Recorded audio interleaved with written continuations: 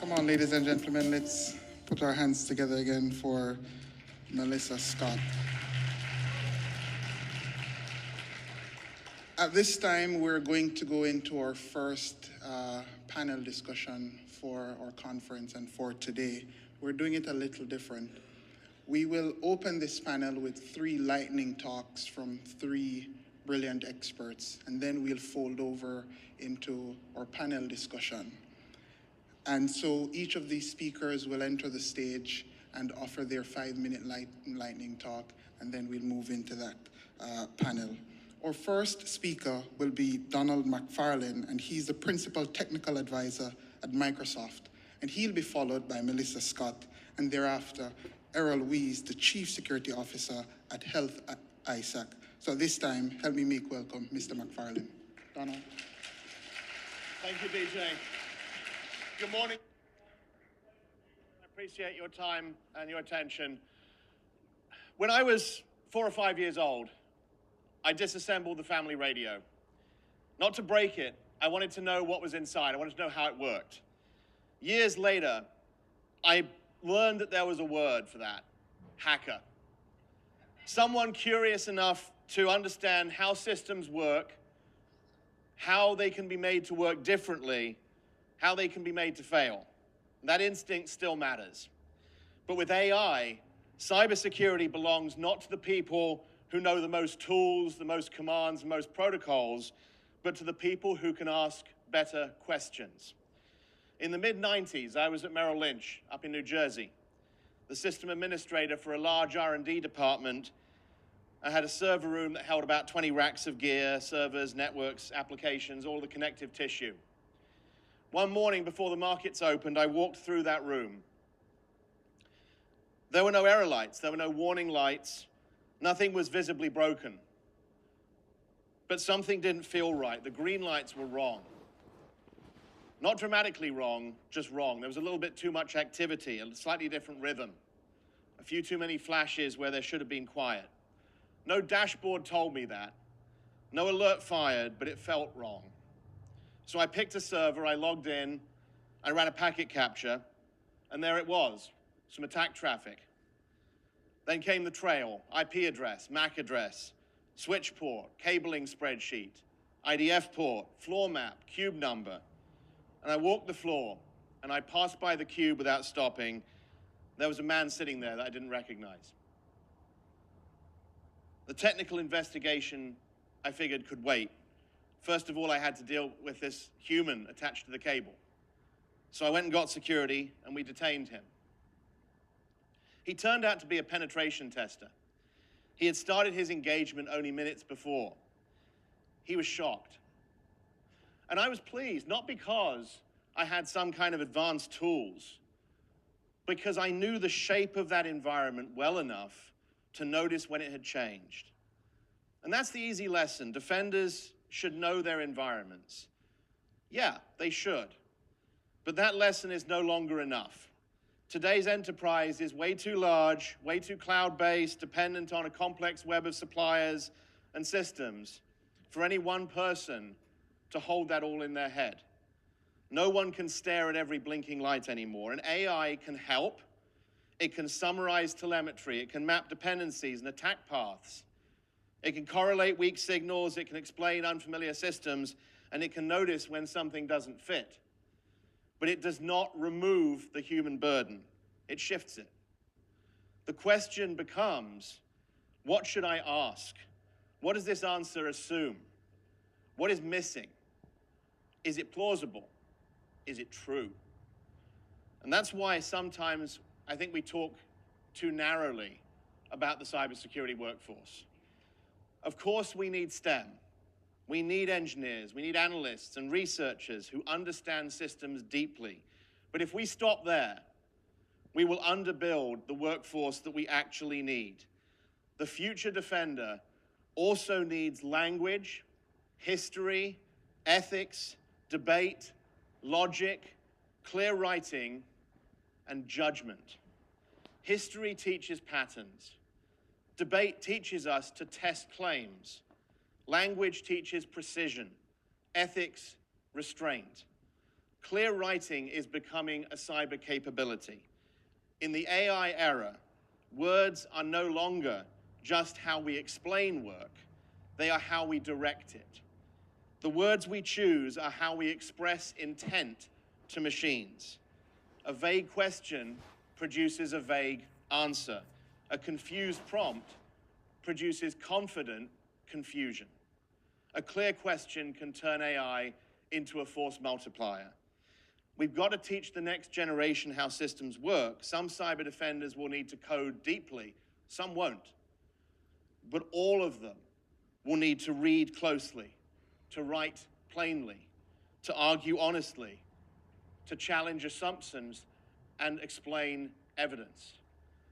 So we need the builders, we need the breakers, we need the explainers, we need the skeptics, we need the diplomats, and we need the people who ask the awkward questions before the attackers answer those questions for us. Attackers don't come in one shape, and defenders must not either. 30 years ago, I caught a test because the green lights were wrong. Today, AI can help us assess systems larger than any data center that I've ever walked through. We still need humans who know what to ask, when to doubt, and how to decide. The defender's edge is not just what the machine knows, it is what the humans know to ask. Good morning again. Can you hear me? Good morning again. As the Chief Information Officer for the City of Philadelphia, I have the privilege of leading the team's responsibility for technology, digital services, cybersecurity infrastructure, and innovation, the support of how the city operates every day. But the more I lead this work, the more one thing becomes true and very clear. Technology does not transform government by itself. People do. That is why workforce readiness is not a side conversation in technology leadership. It is actually the foundation. When we talk about workforce readiness in technology and cybersecurity, the conversation often starts with the future, emerging tools, automation, artificial intelligence, digital transformation, and the speed of change. Now, all of that matters. But in municipal government, our perspective begins somewhere even more fundamental. It begins with service. A resident trying to access housing support, a parent trying to get information about city services, a small business trying to complete an application, a senior trying to navigate through government online. And when technology works well, it removes barriers. However, when it doesn't work well, it creates barriers. That is why workforce readiness is not just an internal priority for OIT, it is the public service responsibility. I often think of the fable of Anansi in a story where Anansi gathered all the wisdom in the world and he tried to keep it for himself. He wanted to climb the tree and he got to the top of the tree to hide it, and he was trying to climb where no one else could reach it. But as he struggled to climb, his son watched him from afar and said, "Father, you're collecting all the wisdom in the world. Wouldn't it be easier if you try to put the pot on your back instead of in front of you while trying to climb the tree?" In that moment, Anansi realized something very powerful. Even after collecting all the wisdom in the world, there was still wisdom outside of himself. So he let the pot fall amongst for everyone to have all the wisdom to share. This story reminds me of that leadership is not about holding all the answers. It's about creating an environment where wisdom can be shared. For too long, technology decisions in government have sometimes been made with too few voices in the room. Departments are expected to adopt systems they did not help shape. Employees are expected to change processes that had not been invited in the discussion initially. And the people closest to the work were often brought in too late. That is not transformation. Real transformation happens when we include the right people early, the department staff who understands the business processes, the frontline employees who know where residents get stuck, the technologists who know how the system will work and what is possible, the cybersecurity experts who understand the risk, the leaders who can align and vision and execute. Now, that's how we break down silos. That is how we build systems that actually work. And that is how we create a government that feels easier, faster, and more connected for our residents. Imagine a resident who no longer has to go from one department to another, repeating the same information over and over. Imagine a resident who can apply for support, check their statuses, update their documents, and receive updates in one place. Imagine a government who can experience where departments are connected because we took the time to bring the right people in the room before the system was built. That is what investment is really about when it comes to our employees. It is not just talking about technology. They are about changing the residents' experience. At OIT, our workforce strategy is to build around 5 pillars: baselining, upskilling, mentorship, cross-training, and leadership development, my favorite. Baselining helps us to understand where our employees are today by assessing their current capabilities, tools, gaps, and needs across the workforce. Upskilling, this is where we make the direct investment in our employees by providing the needed training to access new skills. Mentorship, while training, we teach through mentorship. This builds confidence. It creates pathways, and it helps employees to see what is possible for themselves. Cross-training, break down silos, strengthens our resilience, and leadership development, preparing the next generation to carry the work forward.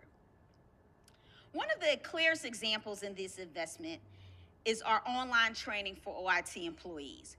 We knew that if we wanted a more modern government, we had to give employees modern tools and training to use them. At one point, we roughly had 50 licenses for our workforce training for over 600 employees. That meant access was limited, very limited. Opportunity was limited. And too many employees were being asked to modernize without the resources they needed to do it. So I made the investment to expand to 500 licenses. That decision was not just about software. It was about equity within the workplace. It was about telling our employees, we believe in your ability to grow, and we are willing to invest in you. I think about the technical employee who had strong potential but needed deeper exposure to modern tools and automation and enterprise collaboration platforms. After receiving access to training and hands-on support, that employee began using tools to streamline technical workflows, development processes more clearly, collaborate across teams, and share knowledge with others. That is what investment looks like in our people. It turns potential into confidence, confidence into capability, capability into leadership. That is what happens when we invest in people. Confidence grows, performance improves, leadership emerges, and organizations become stronger. We are talking about the same approach in artificial intelligence. AI is changing the future of our work, and we cannot do it alone. And we have to make sure that because something only a few people understand, that is why, since we launched in March, we have trained over 2,000 employees have completed our AI training. Now, so that we can share trends, so that we can use the tools responsibly and confidently, we want employees to understand both the opportunity and the guardrails. We want them to know that AI should support human judgment, not replace it. And we want them to feel prepared for the future instead of fearing it. Because readiness is not created by one training. It's created by culture, a culture where learning is expected, a culture where knowledge is shared, a culture where departments are included, and a culture where employees at every level understand they have a role in modernization. The future of government will not be built by technology alone.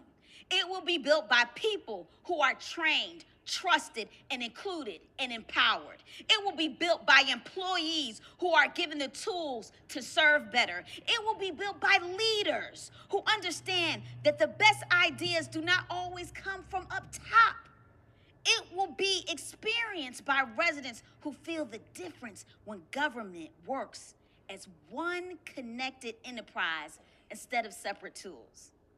That is the work before us: to invest in people, to share wisdom, to build capacity, and to break down barriers, and to create a government that is not only more modern, but more responsive, more equitable, and more human. Because when we prepare for our workforce, we strengthen our city. And when we strengthen our city, we strengthen our workforce. And we improve lives of our residents that we serve every day. Thank you. Good morning, good morning, good morning. All right. In healthcare, workforce readiness is the ability to keep care running securely when under attack. I want you to picture this. It's 2 a.m. at a community hospital, and the screens go dark. The electronic health records won't load. Phones are glitchy, and lab and imaging queues freeze up. It's an IT disruption that looks and feels a lot like ransomware. In the emergency department, the head nurse flips into downtime mode. That means paper triage, runners, handwritten med lists. But within minutes, leadership makes the call for ambulance diversion because they can't reliably accept new patients, they can't pull allergy charts, and they can't get critical results moving. 10 minutes away, an EMS crew sits in the back of an ambulance with a man in chest pain, watching the clock. They reroute them across town. He survives, but later his wife says, "It wasn't the heart attack that scared me the most. It was realizing that the hospital couldn't see him." Now picture this one. It's the morning of July 19th, 2024. A faulty CrowdStrike update ripples across the world. And suddenly, routine becomes impossible.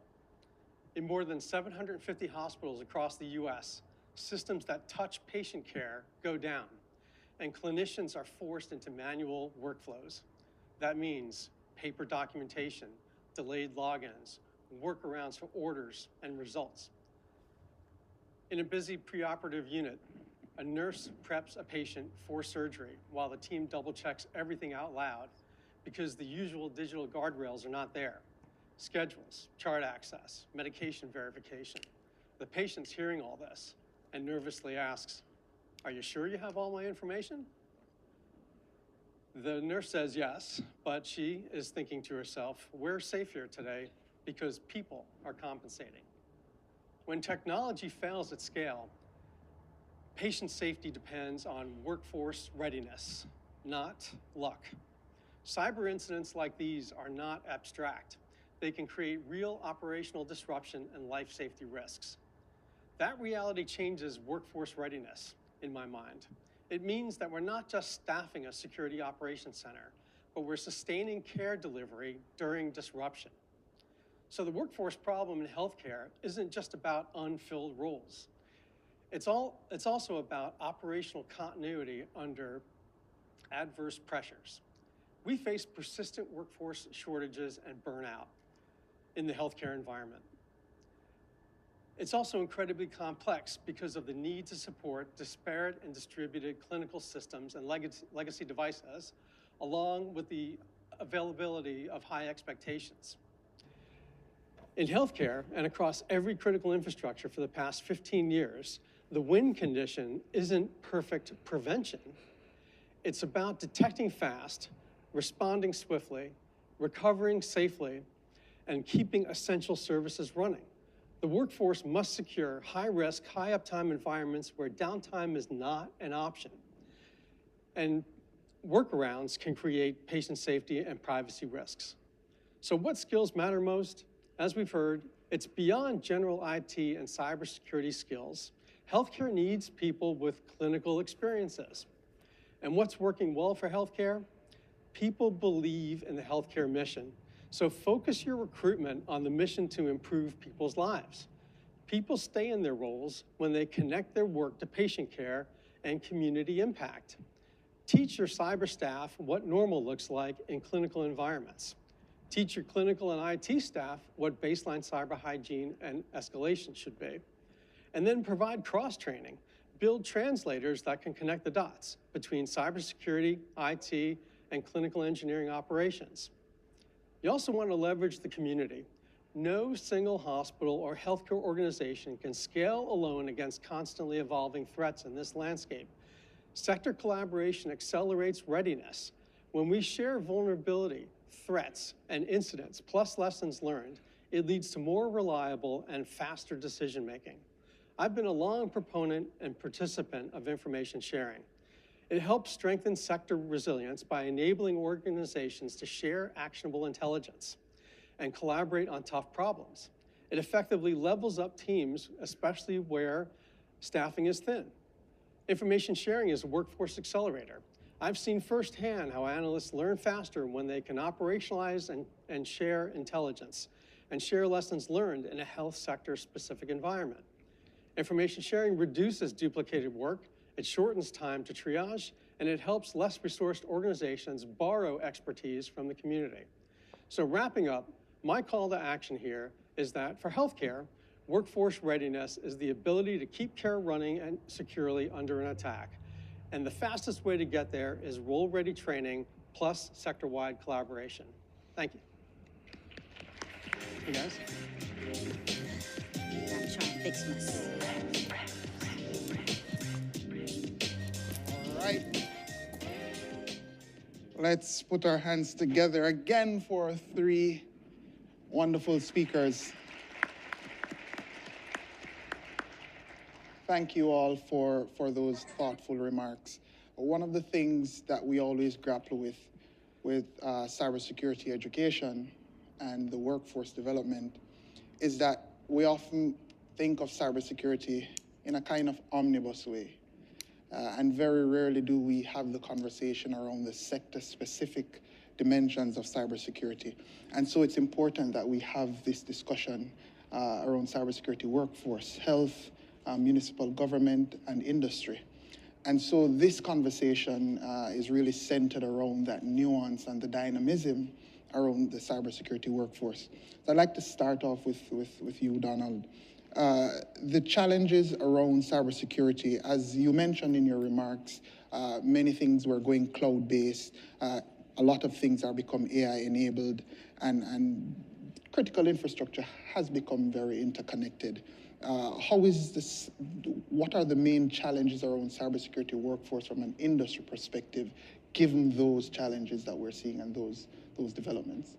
Yeah, thank you, DJ. And I think, first of all, I'll just set the stage with what we're seeing in the industry as far as the adversary and the attack and defense, and then we can talk about workforce. But we've seen a lot with AI lately around what it can do for vulnerability discovery and vulnerability exploitation, which is of great interest to folks, obviously, but it is, I think, something that is not unexpected, right? We've been working with AI in a whole lot of ways for a long time, and so have the attackers. And so if you look at the last year or so, we have seen adversaries using it across the attack chain. And that means that we need to figure out as defenders ways that we can impose costs on the attackers that are appropriately asymmetric against them and not against us. That means we need to be using AI in the defense to achieve those same economies of scale that the attackers are. So back to your workforce question, I think what it really means is we need to have defenders that understand the complexity. They understand that identity is super important. They understand the business, as Errol was saying, and they can bring that all together in using AI for defense, using it to enable them to defend at machine scale and machine speed. What is the right balance there? Because there is, in the AI discussion, there is securing AI and there's AI for security, the argument you're raising. What's the right balance that organizations need to strike? Yeah, and I think there's a third thing, which is using AI to actually perform the business functions.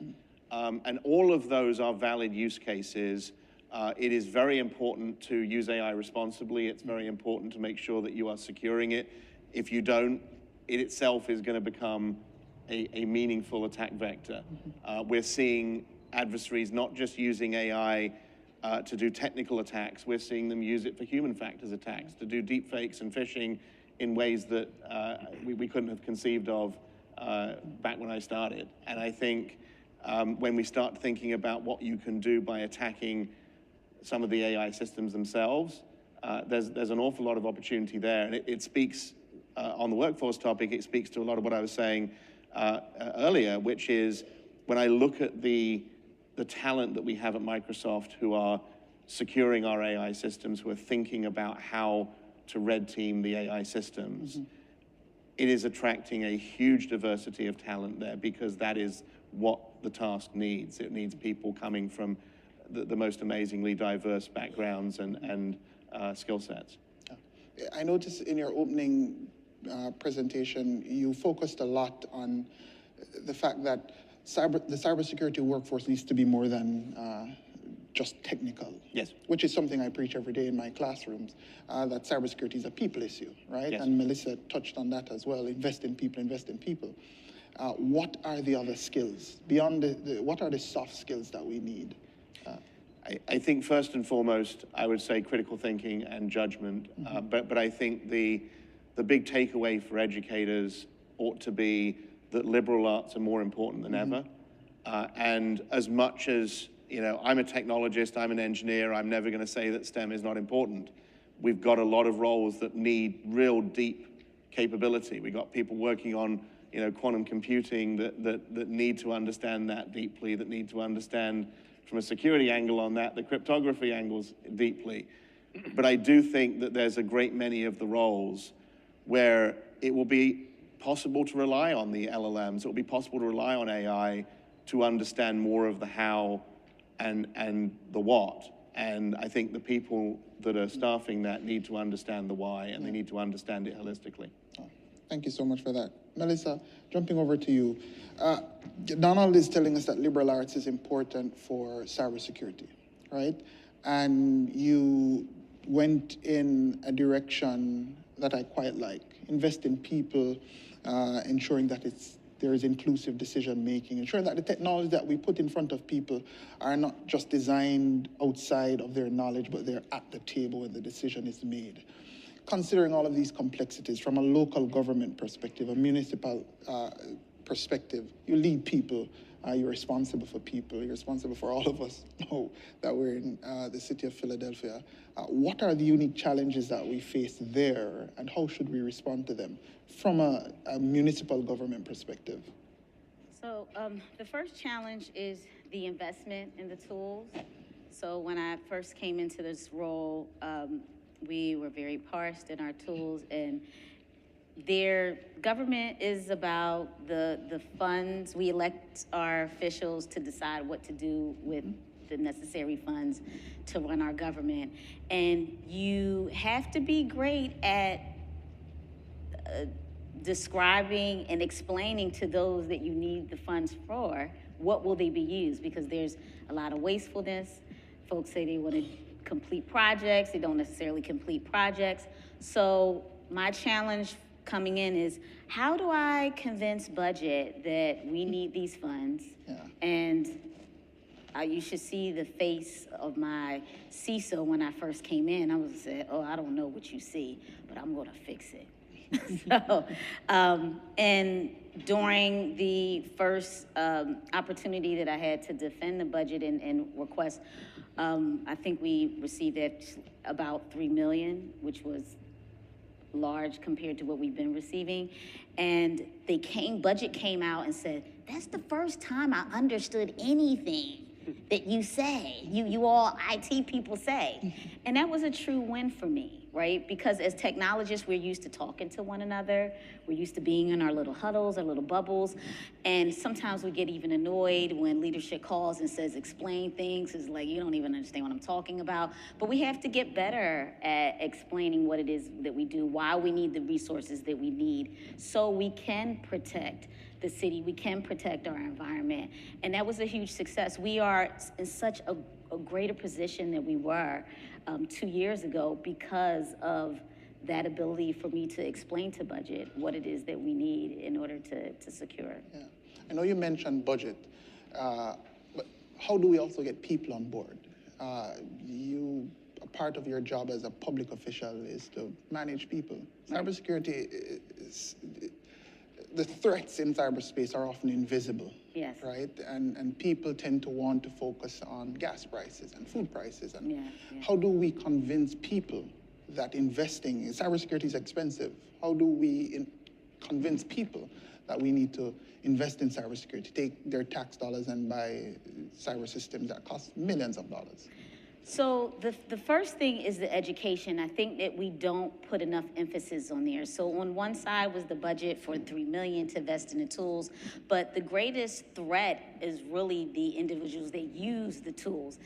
So we do a lot to protect from bad actors getting in, but what about the employees who just opened the door and let them in, right? And so when I came in, our cybersecurity training, we only achieved 65%, which is really below industry standard. Mm-hmm. So I made a huge initiative. I said, okay, we're going to reach, at the time I said 85. We're going to reach 85%, which is industry standard.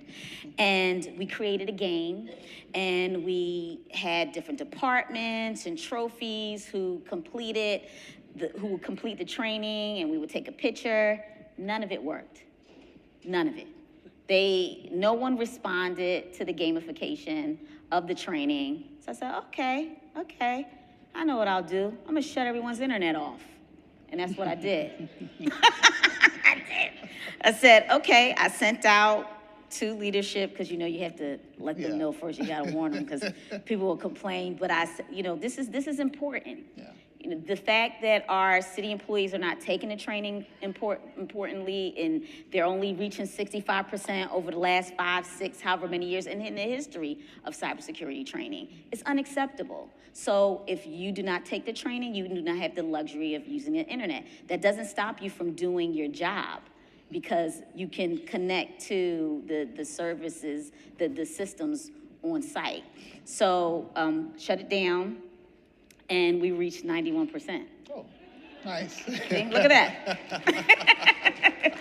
So sometimes you want to take the lighter approach, and that's the more preferred approach, where you're being reasonable and encouraging. But sometimes as leaders, you have to take a more sterner approach and say, hey, this is important. If you don't do this, you won't be able to do that. We also have a digital equity team that goes out and teaches classes to our residents, and cybersecurity is one of them, teaching them things like banking, how not to get, seniors are online, and showing them how to use city services tools, how they won't be scammed by, those bad actors. So we do the training internally and externally. Oh, nice.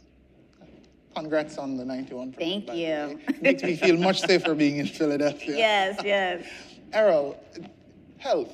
I got a bit of a scare just now, when you were explaining the threat landscape, and really, as things become more digitized and digitalized, as we move online, every system is now online, there are really serious issues, operational and life related challenges where health is concerned and cybersecurity. What are the challenges there that you're seeing this time? Yeah, so on challenges in healthcare. So I also do a threat landscape brief quite a bit for audiences, and I usually tell people there's no good news coming, so if you're looking for good news, get out. It's getting worse every year, and now AI is just going to make this problem even harder before it gets better. I do want to build off a couple of other comments too on the AI side. So in healthcare, there's just so many really neat things happening. I call it the promise and peril of AI. So in healthcare, there's great things happening between improved diagnoses, better patient plans, leveraging AI technology. Hospitals are adopting it fast, and unfortunately faster than technology and cybersecurity can react to that in a lot of cases. So there are things there that we need to work on and work on them quick. But I do think that, and I love the slides that were presented earlier from CompTIA about workforce and jobs and the impact of AI. We need to move fast on AI. We need to embrace it. We need to make sure it's part of the curriculum as well, because I think in technology, I would not be worried about AI taking my job. I'd be worried about somebody else using AI better than I can. That's the key. And then the other part on Donald's opening remarks there, I love the parts about the liberal arts, because I think that being able to, the soft skills that he mentioned, being able to communicate, being able to write, being able to connect with your audience, being able to justify budgets, as Melissa was talking about, being able to have those conversations comes with a lot of those skills that you pick up in those other areas. And I was on the engineering track in college, and I got very fortunate that for some reason, I fell in love with American literature, and I went through that whole curriculum as well. So kind of weird, but I went through all that, and it helped me greatly in terms of being able to write, communicate, and hopefully be able to communicate and connect with audiences like that as well. On the challenges, back to DJ, I think that I'm a big proponent in understanding the business. So for the IT workers, cybersecurity workers who know their skills, understand their place and lot in life in those basic skill areas, the key there is for them, as I was talking about earlier, is to really be able to connect with the business, with the clinical side in the hospital settings, for example. It is really complicated between third parties, disparate systems that I mentioned, these very complicated multiple systems in the modern IT infrastructure of hospitals today, and all of the third-party connections, partner connections, and then the regulatory issues. So not just in the US, but if you're an international company, you've got to understand what the regulatory issues are across the globe, literally, and it's quite challenging. So I think it's not for the faint at heart. You've got to be able to come to work in the morning and be able to react to, hey, this wasn't what I planned to do today, but that's what we're going to do because there's an incident developing or something urgent happened, and you've got to react fast. So it's all about resilience in healthcare. What health systems would you say are most at risk? If there is anyone from the health sector here, what should they be focused on mostly? In terms of workforce development for healthcare, I think it is about leveraging those connections between the technology, between IT, cybersecurity, and exposing them to the business, making sure that they understand what clinical operations look like. Thinking about what those downtime scenarios that I described earlier.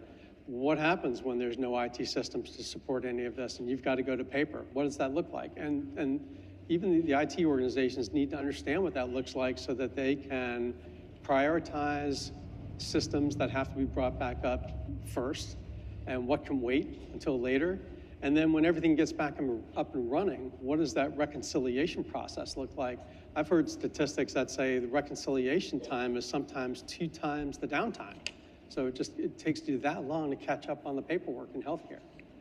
Interesting. I'd like to jump back over to you, Melissa, on the point. Errol mentioned something very interesting just now around partnerships, right? We often say government alone can't do it. There needs to be partnership, collaboration. From your vantage point, what partnerships or workforce development strategies have been most effective in helping local governments succeed in the cybersecurity domain and talent pipelines? And there is academia, there is industry and so forth. What are the strategies that have worked most from your perspective? So the first most successful strategy is academia, partnering with Drexel's CCP. We recently, the mayor created a program called CCME. We had a few interns and was able to hire a new individual within our cybersecurity team, which is a huge success. So getting folks to want to work at the city could be challenging sometimes because we can't necessarily compete with the private sector. With Donald here. Right, yeah, we don't have the big bucks. So there has to be a need to want to serve. And sometimes when you get the opportunity to come into the city, folks fall in love with what we do. They enjoy being part of something larger than a bottom line, something that serves themselves, their families, right, and the residents within the city of Philadelphia. So the academia is our first and number one. Conferences like these help a lot. We do a lot of networking and partnerships and identifying what is everyone else doing, right? That's the best way to learn from one another. There's no need to repeat the same mistake over and over again. So the more we share, the more conferences we go to, the more networking we do with one another, it really helps. Oh, nice. Shout out to NICE. Yes. For this convening. Oh, go ahead, a round of applause to the NICE team. And NIST. Donald, a bit of a call out there, right? Industry, you guys have deep pockets, that's the truth. A lot of capital, but that alone is not enough, and I'm sure you agree with me. What role should industry play, or what role has industry played in strengthening cyber workforce pipelines? Yeah, and it's not enough. I think, obviously, Microsoft, some of the other large companies are fortunate in attracting great talent. But when we think about the breadth of enterprises out there that are trying to staff adequately and well for cybersecurity, we've seen for a long time that there has not been enough willingness to build talent rather than buy it. That we do need more mentorship, more apprenticeship, more training on the job. And nowhere is that typified more now than when we start talking about AI defense, because there aren't a great number of folks out on LinkedIn that can say they've got 20 years of experience doing AI defense. Yeah.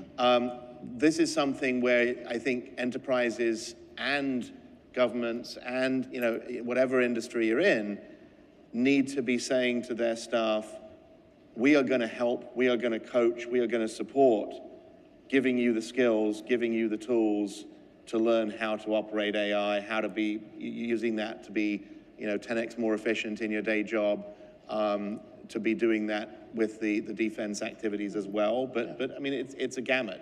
We're expected at Microsoft to use it for all kinds of purposes, not just for the technical purposes, but how can we be more efficient and effective all round? And I think that's something that many companies can benefit from.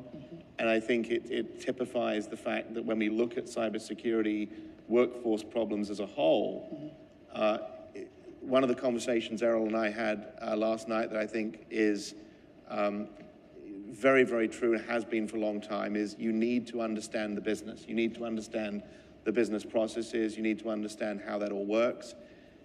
And so it's the same there. You're not going to go to the street and hire somebody who is this purple squirrel that has all of the different skills used in your business and is a cybersecurity expert and. You need to build that. So that's my general answer. And I think beyond that, there are particular activities that we can do with the educators, with the certification teams, and so on and so forth to help make things better. But if there's not that willingness to build versus buy, I think we're going to continue to be on a problem path. Interesting. Thank you for laying that very general idea. And Errol, coming off that general focus that Donald has laid, health is very unique in what it requires for cybersecurity, for the cyber workforce, specifically in health. You often compete for that talent, right? and you often need to build that talent as the threat landscape becomes more diversified. What's happening in health in terms of retaining or building talent amidst that competition? Right.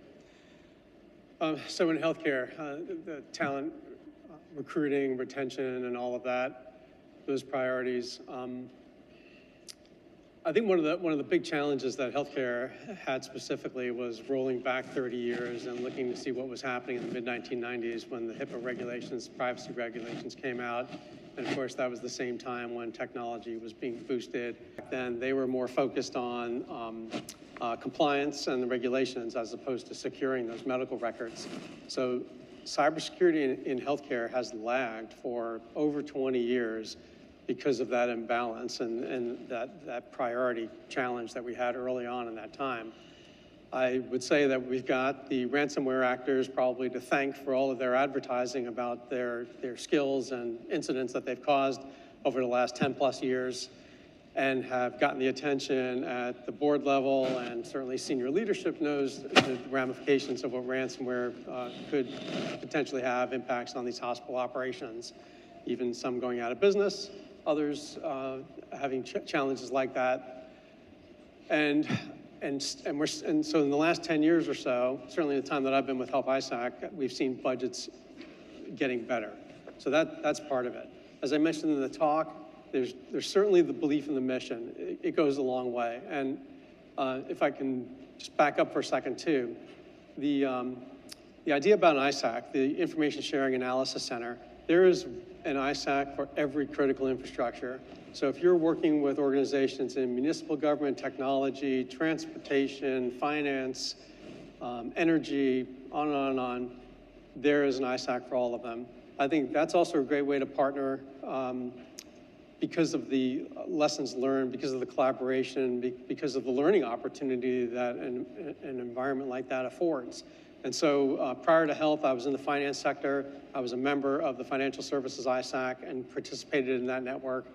And for me personally, it was such a great learning opportunity to see people who were dealing with incidents and watch their behavior, see what they did, understand their priorities, and learn from that, and learn from others on a day-to-day basis. So during steady state, we're sharing challenges with each other and learning from each other.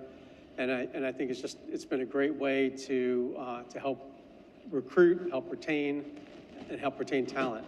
From an info sharing standpoint, the last thing I'd say there too is that, again, back to the mission, the amount of info sharing, the willingness that I see people having in the health sector is even better than what I saw happening in the finance sector. There is a motivation to share with each other, to help each other out, again, because we are here to help patients, and help improve people's lives.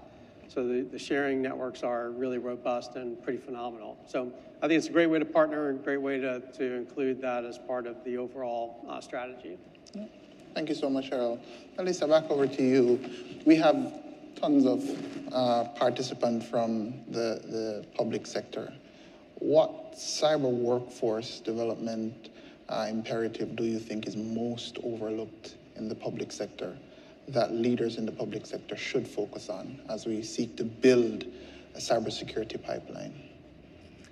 So it's an interesting question.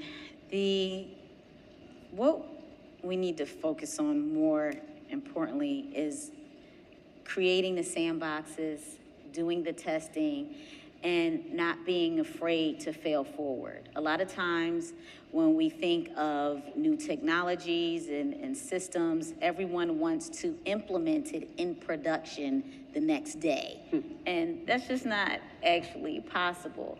But if we can create the environments for our teams to be able to test in a safe environment, and then the employees and the individuals, our technologists, to use that opportunity to test, we will be greater than we are today, tomorrow. And it really is what it's about. When you think about the transformation within technology, it's all about our experiences, it's about our failures as well, and it's about everything that we collect throughout that journey. And the more that we can get our hands on the tools, the more that we can test, the more we can use data, the more we can share with one another and be self-learners and be collaborative within that experience, the greater we will be collectively.